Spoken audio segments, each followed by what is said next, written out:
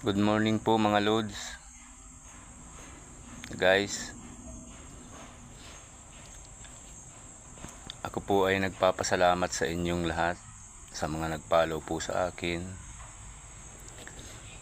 at sa mga magpa-follow pa rin po sa akin. Maraming salamat po sa inyo.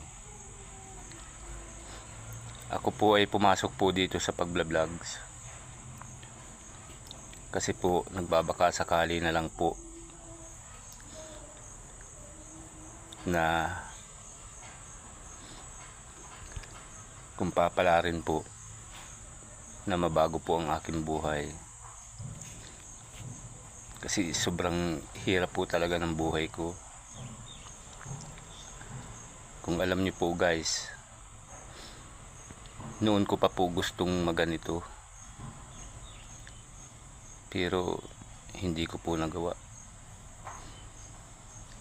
kasi wala pa po akong lakas ng loob noon.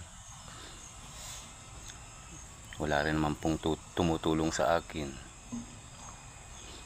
kaya po ngayon nagkaroon po ako lakas ng loob na kahit solo lang po ako, ginagawa ko po ito. Kung alam nyo po guys, wala po akong alam sa cellphone. Simula lang po nang matuto ako, ginawa ko na po ito. Kaya po guys, ginawa ko ito para sa pamilya ko at para marami akong matulungan kung papalarin man.